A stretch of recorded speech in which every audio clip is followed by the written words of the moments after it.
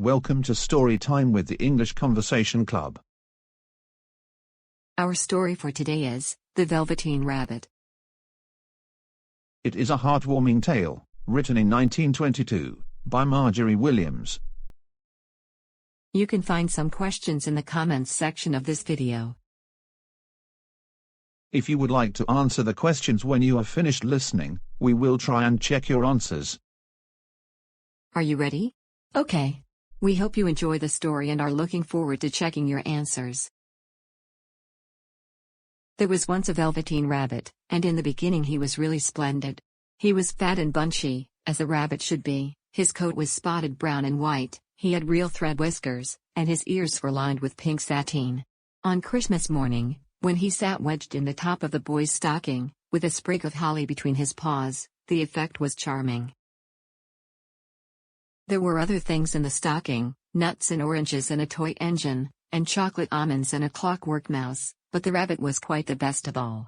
For at least 2 hours the boy loved him, and then aunts and uncles came to dinner, and there was a great rustling of tissue paper and unwrapping of parcels, and in the excitement of looking at all the new presents, the Velveteen Rabbit was forgotten. For a long time, he lived in the toy cupboard or on the nursery floor, and no one thought very much about him. He was naturally shy, and being only made of velveteen, some of the more expensive toys quite snubbed him.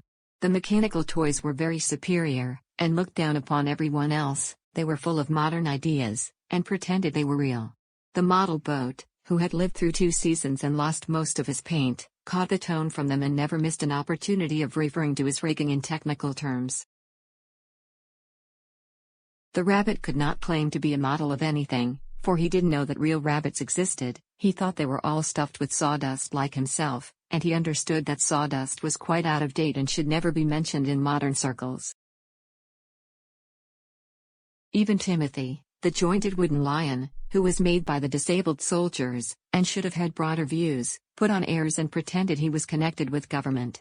Between them all, the poor little rabbit was made to feel himself very insignificant and commonplace, and the only person who was kind to him at all was the Skin Horse. The Skin Horse had lived longer in the nursery than any of the others. He was so old that his brown coat was bald in patches and showed the seams underneath, and most of the hairs in his tail had been pulled out to string bead necklaces. He was wise, for he had seen a long succession of mechanical toys arrive to boast and swagger, and by, break their mainsprings and pass away, and he knew that they were only toys, and would never turn into anything else. For nursery magic is very strange and wonderful, and only those playthings that are old and wise and experienced like the Skin Horse, understand all about it. "What is real?" asked the rabbit one day, when they were lying side by side near the nursery fender, before Nana came to tidy the room. "Does it mean having things that buzz inside you and a stick-out handle?" "Real isn't how you are made," said the Skin Horse. "It's a thing that happens to you. When a child loves you for a long, long time, not just to play with, but really loves you, then you become real." "Does it hurt?" asked the rabbit. "Sometimes," said the Skin Horse, for he was always truthful. "When you are real, you don't mind being hurt." "Does it happen all at once, like being wound up?" he asked, "or bit by bit?" "It doesn't happen all at once," said the Skin Horse. "You become. It takes a long time. That's why it doesn't happen often to people who break easily, or have sharp edges, or who have to be carefully kept. Generally, by the time you are real, most of your hair has been lopped off, and your eyes drop out, and you get loose in the joints and very shabby. But these things don't matter at all, because once you are real, you can't be ugly, except to people who don't understand." "I suppose you are real?" said the rabbit. And then he wished he had not said it, for he thought the Skin Horse might be sensitive. But the Skin Horse only smiled. "The boy's uncle made me real," he said. "That was a great many years ago, but once you are real, you can't become unreal again. It lasts for always." The rabbit sighed. He thought it would be a long time before this magic called real happened to him. He longed to become real, to know what it felt like, and yet the idea of growing shabby and losing his eyes and whiskers was rather sad. He wished that he could become it, without these uncomfortable things happening to him. There was a person called Nana, who ruled the nursery. Sometimes she took no notice of the playthings lying about, and sometimes, for no reason whatever, she went swooping about like a great wind and hustled them away in cupboards. She called this tidying up, and the playthings all hated it, especially the tin ones. The rabbit didn't mind it so much, for wherever he was thrown, he came down soft. One evening, when the boy was going to bed, he couldn't find the china dog that always slept with him. Nana was in a hurry, and it was too much trouble to hunt for china dogs at bedtime, so she simply looked about her, and seeing that the toy cupboard door stood open, she made a swoop. "Here," she said, "take your old bunny. He'll do to sleep with you." And she dragged the rabbit out by one ear, and put him into the boy's arms. That night, and for many nights after, the Velveteen Rabbit slept in the boy's bed. At first he found it rather uncomfortable, for the boy hugged him very tight, and sometimes he rolled over on him, and sometimes he pushed him so far under the pillow that the rabbit could scarcely breathe. And he missed, too, those long moonlight hours in the nursery, when all the house was silent, and his talks with the skin horse. But very soon, he grew to like it, for the boy used to talk to him, and made nice tunnels for him under the bedclothes that he said were like the burrows the real rabbits lived in. And they had splendid games together, in whispers, when Nana had gone away to her supper and left the nightlight burning on the mantelpiece. And when the boy dropped off to sleep, the rabbit would snuggle down close under his little warm chin and dream, with the boy's hands clasped close round him all night long.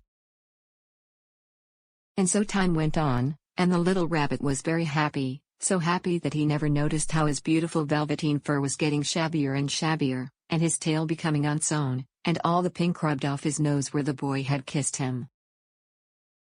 Spring came, and they had long days in the garden, for wherever the boy went, the rabbit went too. He had rides in the wheelbarrow, and picnics on the grass, and lovely fairy huts built for him under the raspberry canes behind the flower border. And once, when the boy was called away suddenly to go out to tea, the rabbit was left out on the lawn, until long after dusk, and Nana had to come and look for him with a candle because the boy couldn't go to sleep unless he was there.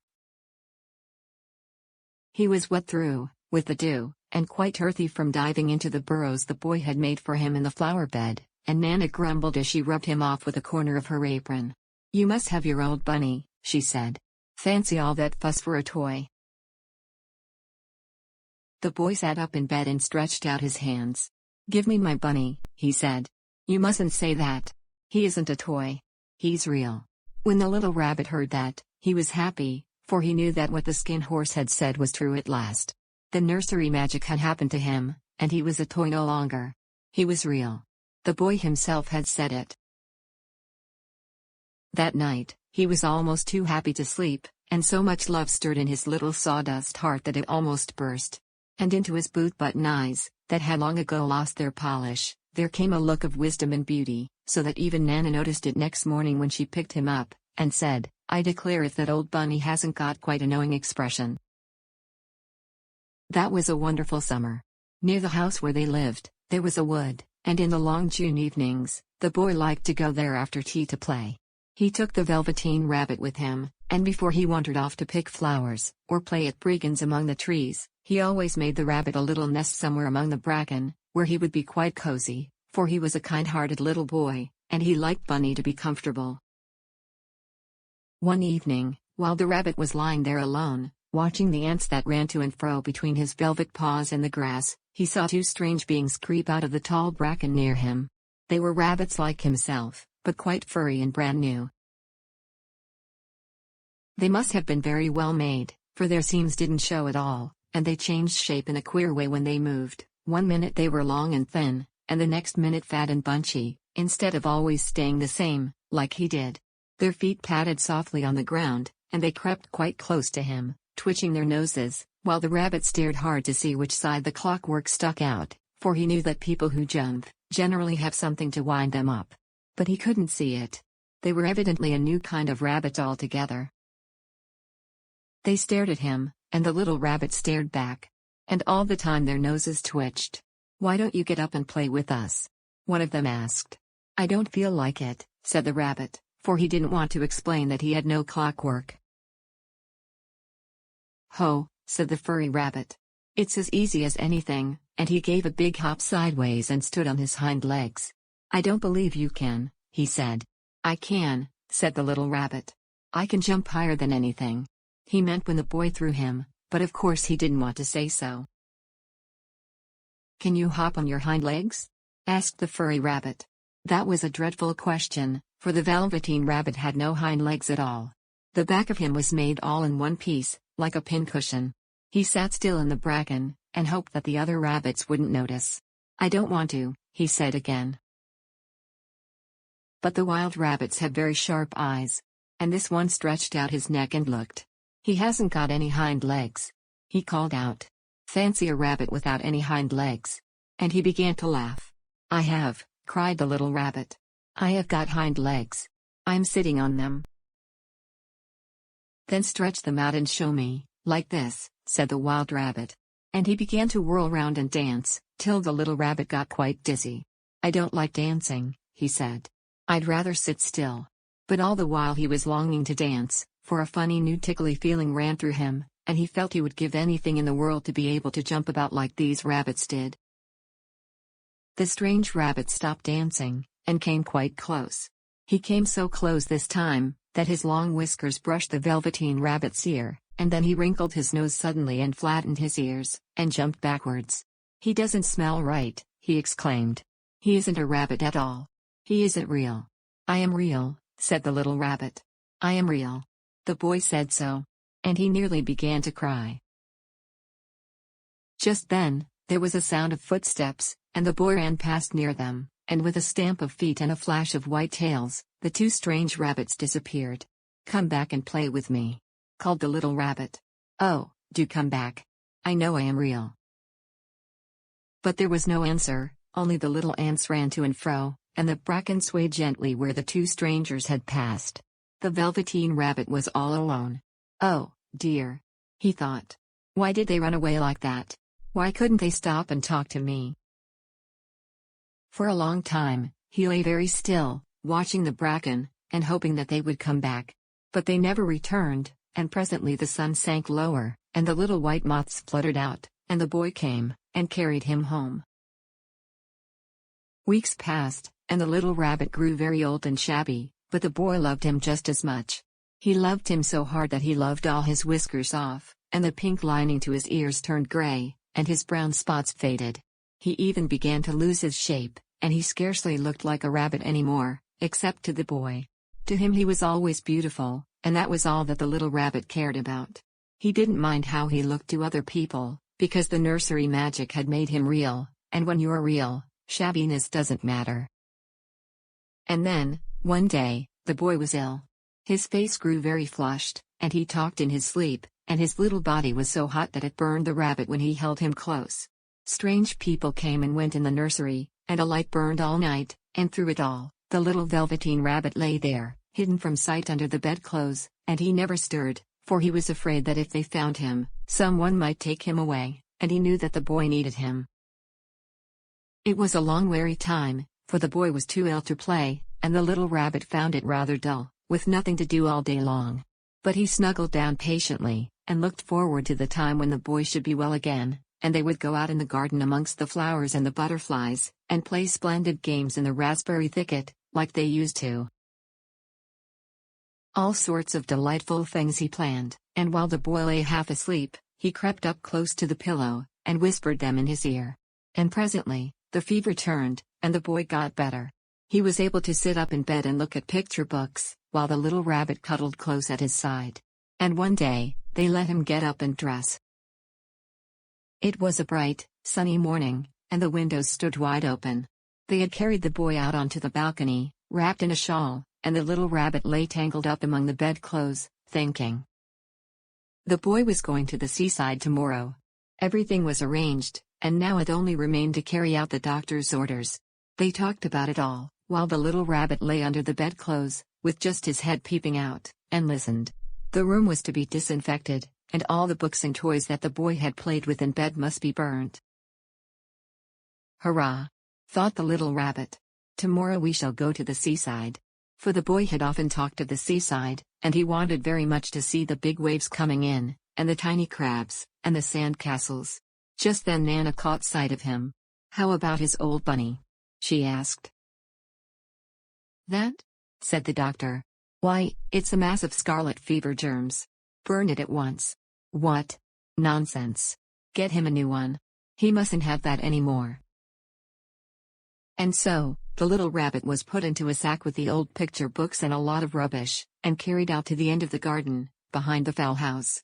That was a fine place to make a bonfire, only the gardener was too busy just then to attend to it.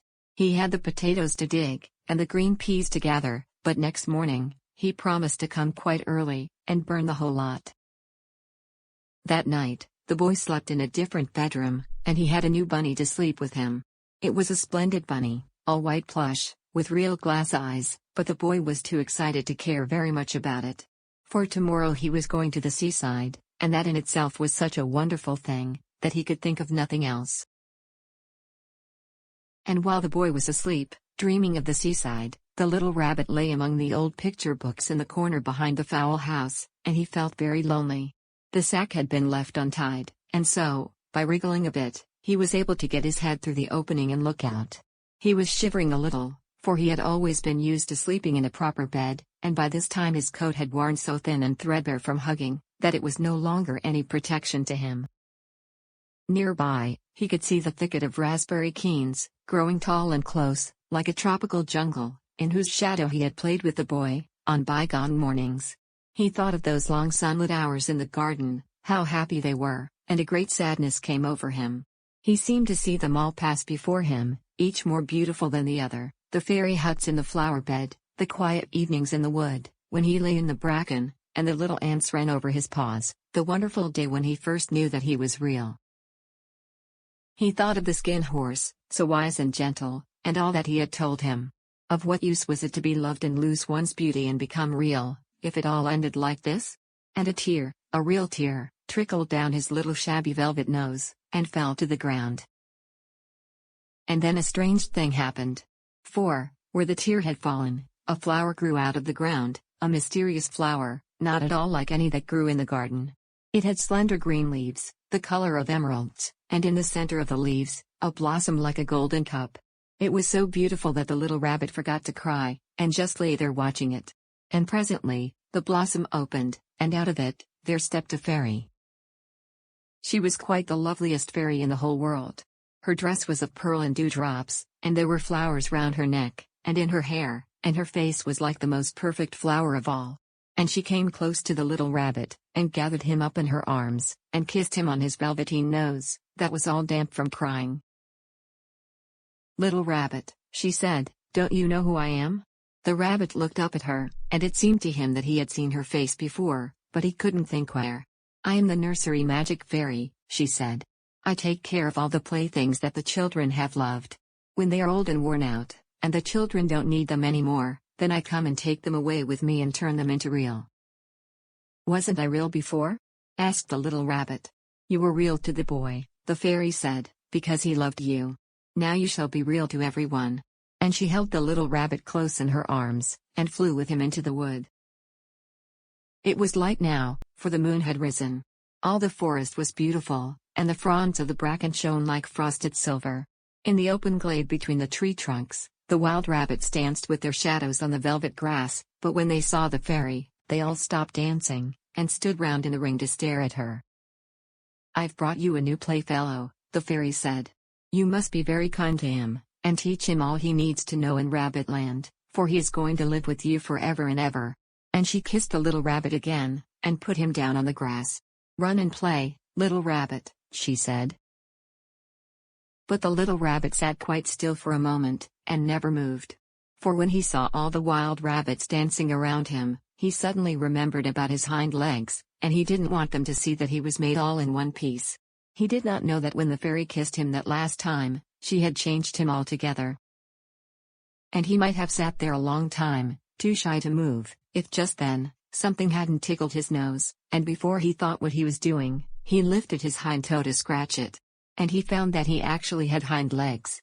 Instead of dingy velveteen, he had brown fur, soft and shiny, his ears twitched by themselves, and his whiskers were so long that they brushed the grass.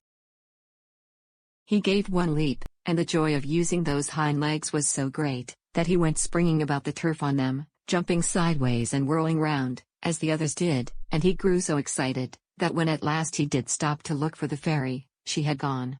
He was a real rabbit at last, at home with the other rabbits. At last. At last. Autumn passed, and winter, and in the spring, when the days grew warm and sunny, the boy went out to play in the wood behind the house. And while he was playing, 2 rabbits crept out from the bracken and peeped at him. One of them was brown all over, but the other had strange markings under his fur, as though long ago he had been spotted, and the spots still showed through. And about his little soft nose and his round black eyes, there was something familiar, so that the boy thought to himself, "Why, he looks just like my old bunny that was lost when I had scarlet fever." But he never knew that it really was his own bunny, come back to look at the child who had first helped him to be real.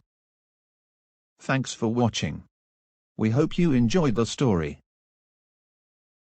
Don't forget to leave your answers in the comment section so that we can check them. Thanks again, and looking forward to seeing you again soon for our next story.